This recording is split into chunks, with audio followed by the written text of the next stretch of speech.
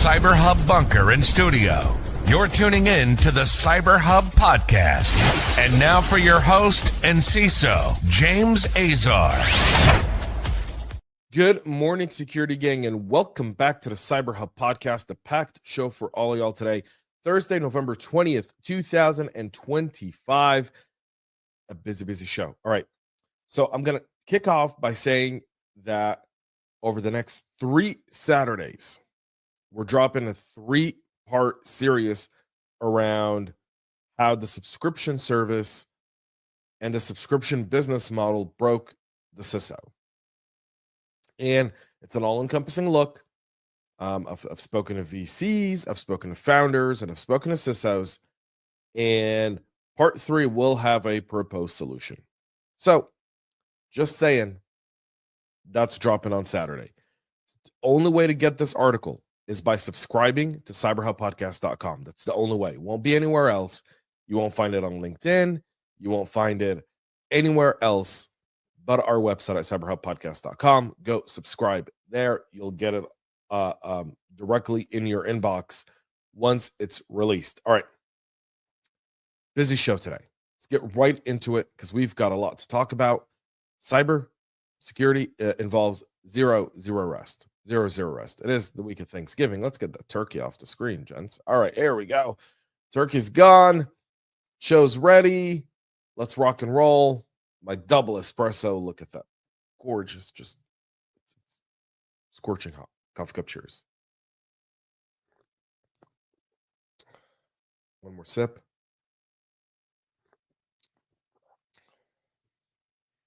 Yes, so good. So good. All right. We're going to start off in Mother Russia.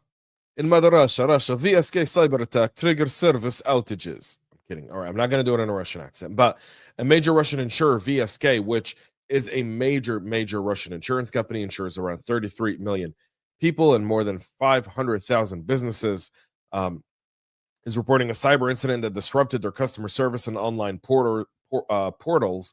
Localized availability issues rippled across regional branches of the company while systems were taken offline for containment.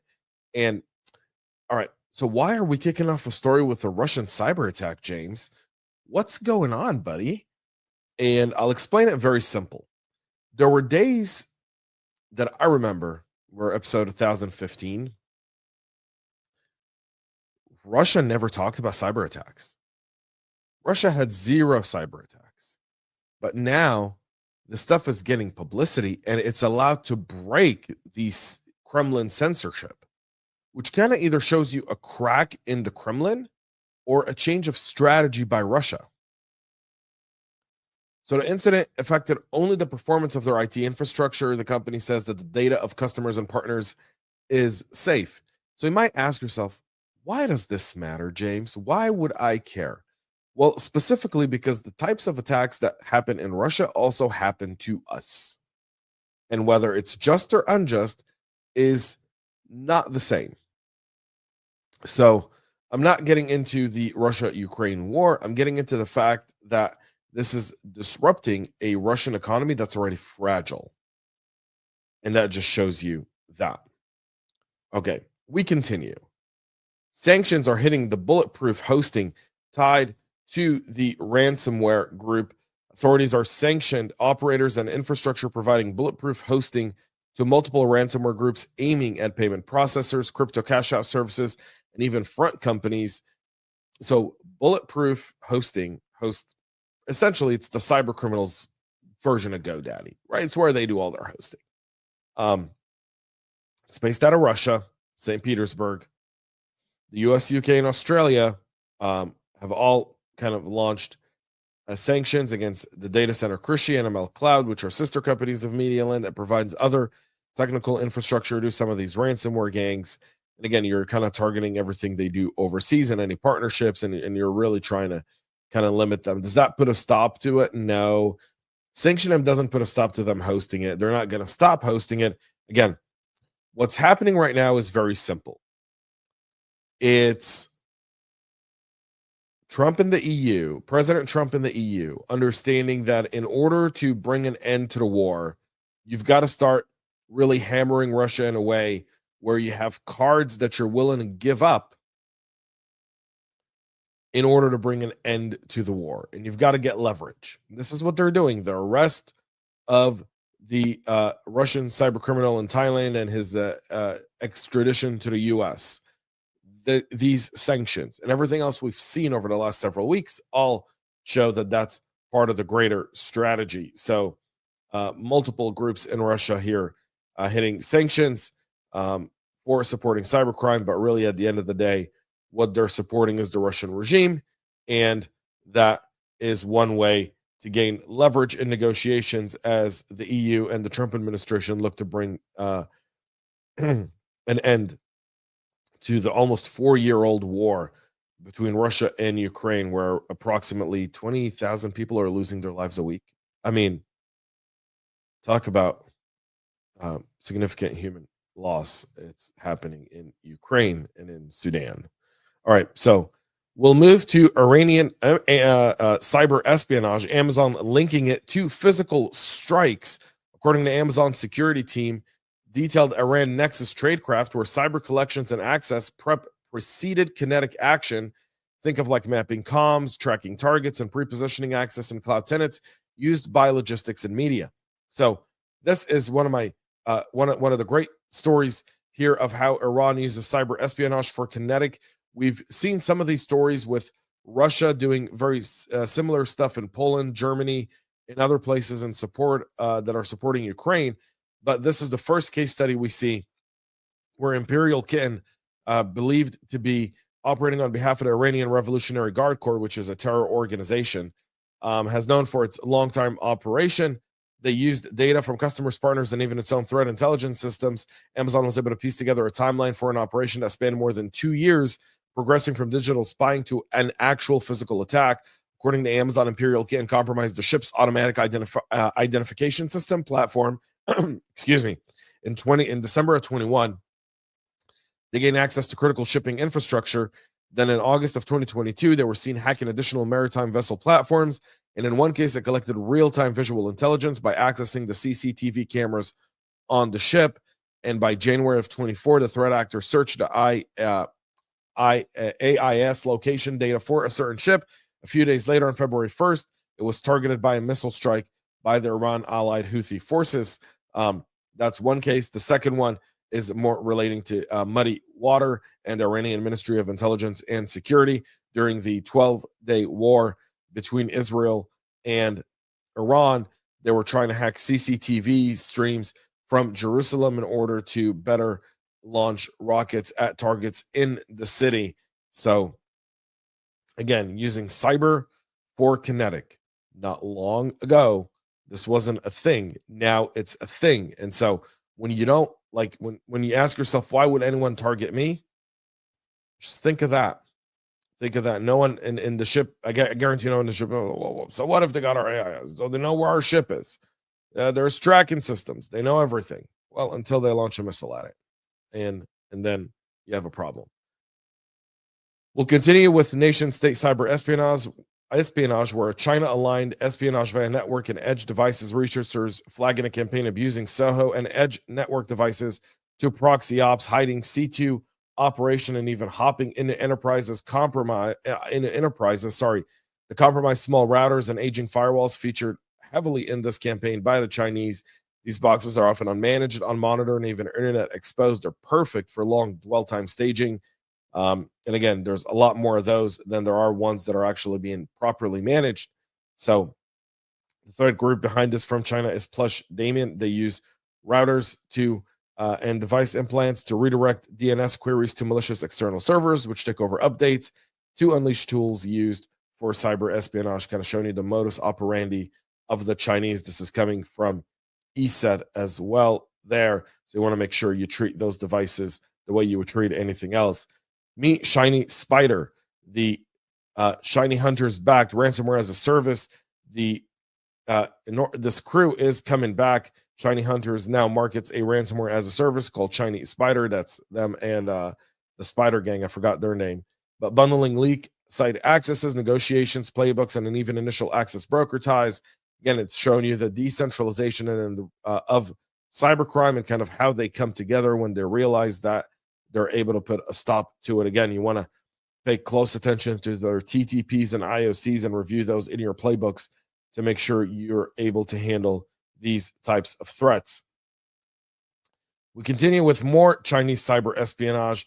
This one, called the Wrthugs campaign, is hijacking Asus routers. This is a wave of compromises on consumer-grade Asus routers, turning them into nodes for DDoS attacks, proxying, and credential harvesting via default creds, the old firmware, and even exposed admin UIs. And again, this is remote staff, small site becoming your attacker's outbound hop into your enterprise environment. And again, this is why TPRM matters. This is why you always want to make sure you're actually, scrutinizing every part of your TPRM, because if they're using something very basic just to pass kind of your questionnaire saying to use a firewall, yes, and it's an Asus firewall, the question should be to small businesses, when was the last time the firewall was patched and who manages that firewall, right? Like, this is part of what's broken in our TPRM. It's because you can't really properly grade that risk. Continue to move with 7-zip vulnerability. Actively exploited in the wild, attackers are abusing a newly spotlighted 7-zip flaw that enables code execution via crafted archives and malicious path handling. Think traversal, write what, where. 7-zip lives on admin and jump boxes and developer workstations. One click, you got local code execution, then you have lateral moves. So you want to update 7-zip across your managed fleets, block execution from temp archive path, and add EDR rules for suspicious 7-zip or P7Z extraction, spawning script interpreters there as well. That'll go a long way. We continue with cybercrime, where sneaky 2FA phishing-as-a-service kit are back. And Adam, this, again, the way cybercrime operates, ransomware as a service, phishing as a service. Someone sets up a platform, it's a SaaS model, subscription, got a problem with it. But they're adopting a browser in the browser type of phishing kit here. It's shipping browser in the browser pages that perfectly spoof SSO providers inside fake pop-ups and relay MFA prompts to the attacker in real time. Users will see your IDP and still lose. So you want to move VIPs to phishing-resistant MFA, FIDO2 type of stuff. You should restrict legacy authentication, check the browser address bar, not the pop-up, or try to leverage that within your browser extensions. If you're doing anything on the browser side and your browser security, you can control it there as well. You should detect unusual prompt equal login spikes and impossible travel on new device cookies. All will go a long way to help you build resilience against these types of attacks. We'll continue with an international operation tracking crypto behind multiple streaming and piracy rings. The International Task Force traced millions of crypto tied to the IPTV streaming piracy platforms, nailing payment processors, advertisers, and even affiliate program. This is the same laundering rails fund that initial access purchases and botnets. So when you put a dent at this, you kind of put a dent downstream. There is that downstream effect. So all of this goes a long way towards making sure that we're putting a dent on cybercrime, which is something really, really important. Okay, we continue. A 45-year-old California urban man has now pled guilty to laundering crypto from a $230 million heist. Kunal Mehta, known as Papa, the account on Shrek, is the 8th defendant to plead guilty for his participation in the scheme following charges brought by the DOJ in May of 25. According to court documents, he was part of a large group that through social engineering gained access to victims' crypto accounts between October of 23 and March of 25 and transferred funds into crypto wallets under their control. The crime ring included members, mostly 18, 19, and 20-year-olds from California, Connecticut, New York, Florida, and abroad. It grew through friendships developed while playing online games. So there you've got it. Here's the group. All the defendants are now listed, and we have their names and their locations. Several of them are still location unknown, many of them from California, New Zealand, Florida, New York, and ages anywhere from 19 to 22 here, the oldest being Akesh Anand, 22, of New Zealand, as being one of those as well. So again, you're seeing it there too. Finally, lawmakers are introducing a bill to increase SEC cyber funding, mandate stronger internal controls, and tie in incident reporting after recent high-profile account compromises. If you file with the SEC, expects sharper scrutiny. of our own disclosures, controls, and timelines. Rehearse your 8K, 6K cyber materiality workflow, align legal, IR, and security on decision trees. Again, the SEC Data Protection Act of 2025 is bipartisan.